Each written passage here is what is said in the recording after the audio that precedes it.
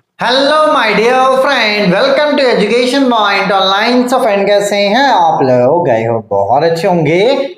मेरे प्यारे बच्चों, आज हम लोग बात करने वाले हैं डेटा साइंस ब्रांच के सिलेबस एंड क्लास अनाउंसमेंट के बारे में फॉर आरजीपीवी यूनिवर्सिटी भोपाल। ऐसा मेरा प्यारा बच्चा जो अपना बीटेक आरजीपीवी यूनिवर्सिटी भोपाल से एफिलिएटेड किसी कॉलेज से कर रहा है और जिसका ब्रांच डेटा साइंस है, जिसको शॉर्ट में हम लोग डीएस ब्रांच भी कहते हैं। तो भैया, डीएस ब्रांच के बच्चों को थर्ड सेम में कौन कौन सा सब्जेक्ट पढ़ना पड़ता है और कौन सा सब्जेक्ट कैसा है बेटा, आज के इस वीडियो में हम लोग बात करने वाले हैं। देखो बेटा, एक बात आप समझना कि फर्स्ट ईयर आपका जैसे तैसे निकल गया है ना। आपको मतलब मान के चलो कि अब आप सेटल हो चुके हो अपने कॉलेज में भी, आपने एग्जाम्स दे दिया, आपको पैटर्न वगैरह सब कुछ पता है। तो अब अगर असल मायने में देखा जाए तो अब आपका बीटेक स्टार्ट हो रहा है, क्योंकि अब आप अपने कोर सब्जेक्ट को पढ़ोगे। ठीक है, तो अगर आपकी मेंटलिटी सिर्फ पास होने के लिए है कि बस मुझे पास होना है, तो भाई दिक्कत में आप आ जाओगे, क्योंकि डेटा साइंस ब्रांच जो है वो बहुत प्यारा ब्रांच है और अभी जितने सब्जेक्ट्स हैं बेटा वो सारे आपके बेसिक सब्जेक्ट्स हैं। तो अगर आप अभी से अच्छे से मेहनत करोगे ना तो आगे चल के आपको दिक्कत नहीं होगा जॉब वगैरह में, प्लेसमेंट में। लेकिन अपना माइंडसेट आप ऐसा रख लोगे कि नहीं यार हमें तो सिर्फ पास होना है, तो भाई आगे चल के बहुत दिक्कत है। क्योंकि कहीं ना कहीं आपके पास एक एडवांटेज है, क्योंकि आपका ब्रांच क्या है, डेटा साइंस, और ये अभी क्या है मेरे प्यारे बच्चों, ट्रेंडिंग है। और आप इसका तीसरा बैच होंगे मेरे हिसाब से, तीसरा या चौथा बैच। तो भाई साहब अभी है, ठीक है, आप आराम से प्लेस्ड भी हो जाओगे और अच्छा खासा पैसा भी कमा लोगे। लेकिन आप खुद सोचो ना कि अगर आप अभी आराम करते हो, मेहनत नहीं करते हो, अपने बेस को वीक कर लेते हो, क्योंकि भाई देखो जो कैरियर है भाई साहब वो आपके बेस पे ही तो खड़ा होगा ना, कि आपका बेस कितना अच्छा है। तो बेस जितना मजबूत रहेगा कैरियर उतना आपका प्यारा होगा। और भैया अगर आप बेस को वीक कर लोगे तो दिक्कत हो जाएगा, क्योंकि जितने सब्जेक्ट्स है ना वो सारे अच्छे सब्जेक्ट्स पढ़ने हैं आपको, और आगे चल के आप अच्छा डेटा साइंटिस्ट बन सकते हो। और भाई डिमांड है, लाखों में पैकेज जाता है, अच्छा डेटा साइंटिस्ट होना चाहिए आपको। ये नहीं कि आप कुछ भी कर दोगे भाई, क्योंकि आप देखो ना कि अब जमाना क्या, डेटा का ही जमाना है। डेटा को एनालाइज करना, कौन सा लोग क्या सोच रहा है, क्या प्रोडक्ट बिक रहा है, तो हर कंपनी को डेटा इंजीनियर की जरूरत है भाई, हर कंपनी को। और अच्छा खासा पैसा देते हैं वो कि भाई डेटा को एनालाइज करो, बताओ कौन सा प्रोडक्ट कहाँ चलेगा। तो आपके पास क्या है बेटा, ब्रांच बहुत प्यारा है, आपके पास बहुत अच्छा एक्सपोजर हो सकता है। बस अब क्या करो, आप अच्छे से मन लगाकर पढ़ो। फर्स्ट ईयर जैसा भी आपने पढ़ा कोई बात नहीं, ठीक है, सब्जेक्ट भी ऐसे थे जो आपके काम के नहीं थे, लेकिन अब आपके कोर सब्जेक्ट है भैया। तो अगर आप मजाक करेंगे तो भैया आगे चल के आपको दिक्कत होने वाला है ना। चलिए, सबसे पहला पॉइंट क्या है कि अब आपकी इंजीनियरिंग जो है वो स्टार्ट हो रही है। ठीक है भाई साहब, चलिए आप कॉलेज रेगुलर जाओ। ठीक है, कॉलेज रेगुलर जाने के बाद जो भी आपको टाइम मिलता है तो आपको क्या करना, उन टाइम्स में 2 घंटे, 3 घंटे, 4 घंटे, जितना भी आपको टाइम मिलता है उसी के अकॉर्डिंग क्या करना, आपको रूटीन बना लेना है। ठीक है, अगर आपने 2 घंटे का रूटीन बनाया बेटा, आप मंडे से फ्राइडे का रूटीन बना लो।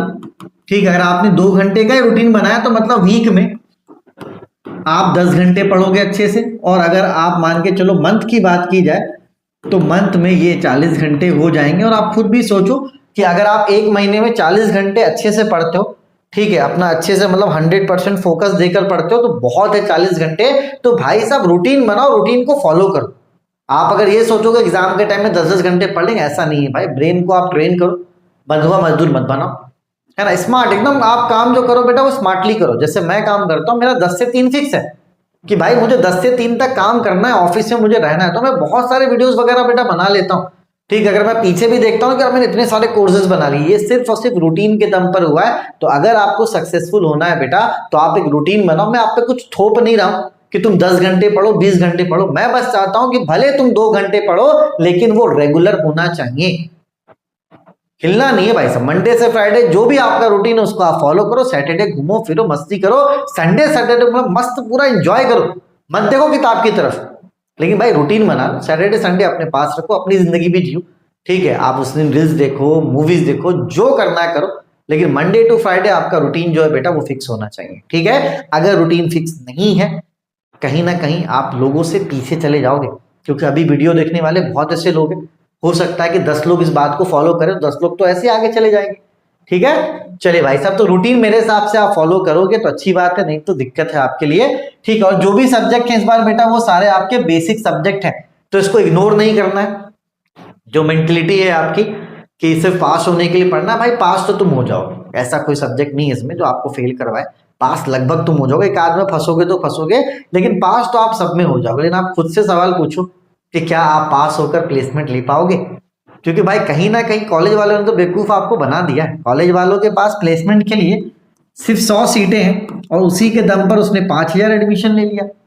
अलग अलग बहाने से वो छाड़ते हैं, है ना। किसी को बोलेंगे 12वीं में तुम्हारे फर्स्ट डिवीजन नहीं है इसलिए तुम नहीं बैठ सकते, तो भाई आपने एडमिशन ही क्यों लिया?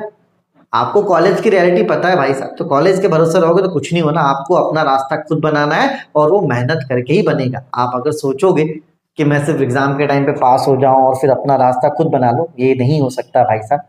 ठीक है, आप अगर मेहनत करो, है ना, 5 दिन अपने ऊपर आप दे सकते हो, 2 दिन तो मैं फ्री दे रहा हूँ ना आपको। अगर पूरे बीटेक में आप इस चीज़ को अप्लाई करते हो ना, मजा आ जाएगा एकदम। जो आपका वर्क और लाइफ जो बैलेंस बनेगा ना, और वो मजा आ जाएगा। ठीक है, तो अभी एज ए स्टूडेंट आपके अंदर पोटेंशियल है, आप उसको पूरा यूटिलाइज करो बेटा। ठीक है, और रूटीन से पढ़ो, जो भी आपके सब्जेक्ट्स हैं उनको आप अच्छे से क्लियर करो, क्योंकि भाई उनका आगे चल के यूज होना है। आप लोग सब्जेक्ट को तो मतलब मान के चलो बहुत ऐसे बच्चे से पास होने लायक बना दिए कि पास होना है, पास तो हो जाओगे यार, हो गया पास, जाओ कर लो, हो गया बीटेक, कहीं नौकरी कर लो, हो गया बीटेक, 30 दिन में हो जाएगा। अगर 30 दिन में हम लोग 30 सब्जेक्ट को पढ़ के पास हो सकते हैं तो फिर 4 साल की बीटेक की क्या जरूरत थी? ठीक है, तो भाई साहब जो जो कर रहा है करने दो, लेकिन आप रूटीन से पढ़ो, मेहनत करो, क्योंकि अगर आप मेहनत करोगे तो फल आप ही को मिलेगा। ऐसा नहीं कि आपके मेहनत का फल कोई और लेके चला जाएगा। ठीक है बेटा, चलो कोडिंग जर्नी भी आप स्टार्ट करोगे, मैं बताऊंगा कहाँ से आपको करना है। ठीक है, और ये भाई लास्ट मोमेंट प्रिपरेशन अब अवॉइड करो। फर्स्ट ईयर में चल गया, लेकिन अब अपन को क्या करना है बेटा, लास्ट मोमेंट का जो प्रिपरेशन है उसको अवॉइड करना है, क्योंकि इससे हासिल कुछ भी नहीं होने वाला, इससे आपका प्लेसमेंट नहीं होने वाला, इससे आपका कैरियर नहीं बनने वाला, और जरूरी आपका कैरियर और प्लेसमेंट ही है। ठीक है, वो जमाना गया जो डिग्री देख के जॉब लग जाता है। डिग्री आप मान के चलो सबके पास है, बहुत ऐसे लोग हैं भाई साहब, अब गांव गांव में हजार हजार इंजीनियर मिल जाते हैं। अगर कहीं की आबादी 1 लाख है ना, मैं क्लियर बता रहा हूँ कि 500 इंजीनियर वहां तो मिल जाएगा। ठीक है, तो भैया भीड़ चाल मत करो, भीड़ बनने की जरूरत नहीं, आप अच्छे से मेहनत करो। ठीक है, अपने बेस को स्ट्रांग करो, कहीं आप वीक हो उस पर स्ट्रांग करो, अगर आपकी अंग्रेजी कमजोर है तो उस पर आप काम करो, तो जो आपकी कमजोरियां उस पर आप काम करो। आप ये मत देखो कि दुनिया क्या कर रहा है, दुनिया नहीं पढ़ रहा हम भी नहीं पढ़ेंगे, उस दुनिया को छोड़ दो भैया उसके हाल पे, क्योंकि आपने एडमिशन अपने बलबूते लिया, दुनिया जो कर रहा है उससे आप करने दो। ठीक है बच्चों, चलिए, और इस बार आपको मिड सेम 1 और 2 में अच्छे मार्क्स लेकर आने, क्योंकि अगर आप मिड सेम में अच्छा नंबर लेकर आते हो ना बच्चों, तो फाइनल एग्जाम में अगर एक आध पेपर आपका आगे पीछे भी हो जाता है तो भी, अगर एक आध पेपर आपका आगे पीछे भी जाता है तो भी आप अच्छे नंबरों से पास हो जाओ, क्योंकि कहीं ना कहीं मिड सेम का रोल होता है। अगर एक पेपर आपका खराब चला गया और मिड सेम में आपके अच्छे मार्क्स हैं तो ओवरऑल आप पास हो जाओगे। लेकिन आप देखना कोई कोई बच्चा 23 नंबर लाकर फेल हो जाता है, क्यों? क्योंकि उसके मिड सेम में अच्छे नंबर नहीं थे। तो अगर मिड सेम में अच्छा नंबर रहेगा तो उसका एडवांटेज आपको फाइनल पेपर में मिलने वाला है। ठीक है, चलो देखो, इस सब्जेक्ट को आप लास्ट में ही पढ़ोगे चल जाएगा, 1 महीने पढ़ लोगे। ये आपके जो कम्युनिकेशन स्किल था बेटा उसी का एक्सटेंशन है। ठीक है, तो इसको आप लास्ट के 1 मंथ में ही पढ़ोगे तो आपका काम बन जाएगा। इसको अभी आप अवॉइड करो। चलो, सबसे पहला सब्जेक्ट क्या है आपका, introduction to probability and statistics. भाई साहब आपका बेसिक अच्छा होना चाहिए, और खास करके स्टैटिस्टिक्स का, क्योंकि भैया आप डेटा साइंटिस्ट बन रहे हो। डेटा के साथ क्या क्या पैरामीटर्स निकाले जा सकते हैं, क्या क्या पॉसिबिलिटीज हो सकती है, वो सब आपको पता होना चाहिए। ठीक है, अब इसमें पढ़ोगे आप, मतलब प्रोबेबिलिटी है उसमें आप पढ़ोगे रैंडम वेरिएबल, और जो आपका 5th यूनिट है इसमें हाइपोथेसिस पढ़ोगे। तो introduction to probability in statistics ये आपका बेसिक सब्जेक्ट है, और अच्छे से पढ़ना।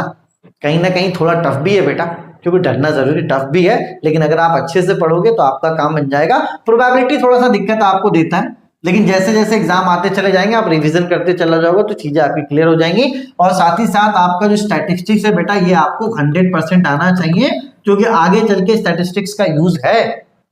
आप आगे जब सब्जेक्ट्स पढ़ोगे ना, ठीक है, तो वहां पे स्टैटिस्टिक्स का पार्ट यूज है भाई, क्योंकि आप डेटा एनालिस्ट बनोगे तो उसमें मीन, मीडियन, मॉड, ये सारी चीजें आपको क्लियर होनी चाहिए। स्टैंडर्ड डेविएशन कैसे निकलता है ना, तो ये सारा जो भी डेटा के साथ एनालिसिस किया जा सकता है, जो भी कैलकुलेशन किया जा सकता है, वो आपको पता होना चाहिए। तो इस सब्जेक्ट को पास होने के लिए, नॉलेज के लिए पढ़ो। प्रोबेबिलिटी हो सकता है थोड़ा ऊपर से जाए, लेकिन धीरे धीरे कवर अप हो जाएगा। ठीक है, तो इसका कोर्स आपको मेरे ऐप पर मिल जाएगा। तो ये वाला सब्जेक्ट तो हो जा रहा है। प्रोबेबिलिटी स्टैटिस्टिक्स का मैंने कोई भी डेमो लेक्चर्स नहीं लिया है। ठीक है, क्योंकि भाई साहब 4-5 लेक्चर में आप जज ही नहीं कर पाओगे कि मैंने क्या पढ़ाया क्या, क्योंकि भाई प्रोबेबिलिटी है, कम से कम 15-20 लेक्चर आप नहीं पढ़ोगे तो आइडिया बना ही नहीं पाओगे, इसलिए मैंने इसका डेमो लेक्चर नहीं दिया है। ठीक है बेटा, चलो तो ये आपको ऐप पर मिल जाएगा। डेटा स्ट्रक्चर मेरा प्यारा बच्चा ये भी आपको ऐप पर मिलेगा। और ये इसमें आपको क्या पढ़ना है बेटा, इसमें आपको बेसिक एल्गोरिदम्स वगैरह के बारे में पढ़ना है। ठीक है, तो ये भी आपका बेसिक सब्जेक्ट है, क्योंकि अगर डेटा स्ट्रक्चर नहीं पढ़ोगे तो आगे चल के फिर आपको एडवांस डेटा स्ट्रक्चर है वहां पे दिक्कत हो जाएगा। ठीक है, तो भाई अगर डेटा स्ट्रक्चर नहीं पढ़ते हो तो आगे दिक्कत होने वाला। बेसिक सब्जेक्ट है, यहीं पर एल्गोरिदम्स वगैरह को आप सीखोगे, जो आपके बेसिक टर्म्स वगैरह यहाँ पर आप सीखने वाले हो। तो इन दोनों सब्जेक्ट को इग्नोर नहीं करना है। साथ ही साथ जो आपका ये जो object oriented programming and methodology है, इसमें आप बेसिक टूल्स वगैरह के बारे में पढ़ते हो। ठीक है, तो ये हमारा यूट्यूब पे फ्री है, इसका लिंक मैं आपको डिस्क्रिप्शन पे दे दूंगा, है ना। ये यूट्यूब पे फ्री है बेटा। साथ ही साथ डेटाबेस मैनेजमेंट सिस्टम अपन ने करवाया था 5th सेम स्टूडेंट के लिए, है ना, और 4th सेम के लिए बच्चों के लिए करवाया था। तो ये वाला जो डेटाबेस मैनेजमेंट सिस्टम का जो प्लेलिस्ट है, इसका लिंक मैं आपको डिस्क्रिप्शन पे दे दूंगा। तो एक बार आप क्या करना, सिलेबस को मैच कर लेना, और जितना पार्ट मैच हो रहा उतना आप पढ़ सकते हो। और ये भी क्या है, आपका पूरा यूट्यूब पे फ्री है। ठीक है, अब यहाँ पे क्या है बेटा कि डेटा को किस तरीके से मैनेज करना है, ये आप डीबीएमएस में पढ़ोगे, है ना, किस तरीके से डेटा को मैनेज किया जाता है ना। क्योंकि देखो सब जगह जहां पे डेटा स्टोर होता है बेटा, तो बहुत सारा डेटा एक जगह पे स्टोर हो जाएगा, तो वही आपका डेटाबेस कहलाता है। और उसको मैनेज कैसे करना है बेटा, वो आप इस सब्जेक्ट में पढ़ोगे। तो यहाँ पे चारों सब्जेक्ट का अपना ही एक इंपॉर्टेंस है, जहां पर किसी को किसी से कम या ज्यादा अपन को आंकने की जरूरत नहीं है भाई साहब। मैं आपसे ये उम्मीद करूंगा कि आप अपने पूरे सिलेबस को कंप्लीट करोगे, और एग्जाम में पढ़ने के लिए नहीं, नॉलेज के पर्सपेक्टिव से पढ़ोगे, तभी जाके आपका जो आगे प्लेसमेंट होने वाला है बेटा वो हो पाएगा। और अगर आपने अपना माइंडसेट सिर्फ पास होने के लिए बना लिया है, तो भाई मैं आपको गारंटी देता हूं कि आप पास हो जाओगे। आप अभी से आराम करो, 1-2 दिन पढ़ोगे, आराम से पास हो जाओगे। ठीक है, ये गारंटी मैं लेता हूँ। ठीक है भाई साहब, लेकिन आगे ये भी गारंटी लेता हूँ, दिक्कत हो जाएगा। ब्रांच बहुत प्यारा है, अच्छे से मेहनत कर लो। ठीक है, प्यारा ब्रांच है भाई साहब। EIML हो गया, DS हो गया, EIDS हो गया, ये सारे ट्रेंडिंग ब्रांच हैं। फिर भी अभी CSIT वालों को दिक्कत हो रहा है, लेकिन DS वालों के लिए दिक्कत नहीं है। ठीक है, तो आप अच्छे से पढ़ोगे तो दिक्कत नहीं होगा भाई साहब आगे, मतलब अच्छा ब्रांच है, इसलिए मैं इतना बोल रहा हूँ यार, वरना क्या ही मतलब है ना। चलो बेटा, तो इसका डेमो लेक्चर नहीं है, ये डायरेक्ट आपको एप्लीकेशन पे मिलेगा। इसका डेमो लेक्चर मैं प्रोवाइड करवा देता हूँ। ठीक है बच्चों, चलो अभी ऑफर चल रहा है, न्यू सेम 100 आप कूपन कोड लगाओगे, फीस 699 हो जाएगा। इसका भी जो फीस है ये भी 699 हो जाएगा। और ये जो ऑफर है आपका ये है 20 अगस्त 2025 तक। ठीक है, ये लास्ट डेट होगा ऑफर का, बढ़ने वाला नहीं है। तो भैया अगर कोई वीडियो बाद में देख रहा है तो कॉल वगैरह मत लगाना कि अरे यार सर आपने वीडियो में बोला था ऑफर है, लेकिन वो ऑफर सिर्फ और सिर्फ 20 अगस्त तक ही है। ठीक है, तो 20 अगस्त 2025 के बाद अगर आप वीडियो देख रहे हो तो भाई कॉल मत लगाना। ठीक है, चलो बेटा, तो ये जो कोर्स है ना, ये आपको 2 एप्लीकेशन पे मिल जाएगा। इस पे एजुकेशन पॉइंट ऑनलाइन पे भी आपको मिल जाएगा बेटा, और साथ ही साथ मेरे प्यारे बच्चों इरफान रजा ऐप पे ही मिल जाएगा। तो मेरे हिसाब से आपको 2 कोर्स लेना, तो एक कोर्स आप इसमें ले सकते हो, एक कोर्स आप इसमें ले सकते हो, क्योंकि एग्जाम टाइम में अगर एक आध का सर्वर भी गया तो आपके पास ऑप्शन होगा कि दूसरे एप्लीकेशन पे आप दूसरा कोर्स पढ़ सकते हो। बाकी अगर आप दोनों एक ही एप्लीकेशन पे भी लोगे तो भी कोई दिक्कत नहीं, अलग अलग लोगे तो भी कोई दिक्कत नहीं, कंटेंट वगैरह सब कुछ क्या है बच्चों, सेम है। ठीक है, चलो हमारा एजुकेशन पॉइंट कोडिंग चैनल, जहां पर हमने अभी C++ और साथ ही साथ मेरा प्यारा बच्चा पाइथन के जो फ्री लेक्चर्स हैं वो पूरा कोर्स हमने करवा दिया। तो आप अगर चाहो तो C++ यहाँ से अपना कोडिंग जर्नी स्टार्ट कर सकते हो, साथ ही साथ अगर आप चाहो तो पाइथन भी सीख सकते हो। ठीक है, बाकी 4th सेमेस्टर में अपन और भी कुछ कोर्सेज लेकर आएंगे जो आपके लिए हेल्पफुल होगा। चलिए, तब तक अपने और अपनों का खूब ख्याल रखिए। डेमो लेक्चर आप डेटा स्ट्रक्चर का देखिए, आपको अच्छा लगता है तो आप एप्लीकेशन को डाउनलोड करके पूरा कोर्स परचेस कर सकते हैं। ठीक है, प्रोबेबिलिटी स्टैटिस्टिक्स का डेमो लेक्चर नहीं है बेटा, क्योंकि 4 से 5 लेक्चर में आप उसमें नहीं बता पाओगे कि आपको ये पढ़ना है या नहीं पढ़ना है। ठीक है, चलिए तब तक अपनी और अपनों का खूब ख्याल रखिए। Take care, bye bye, Tata.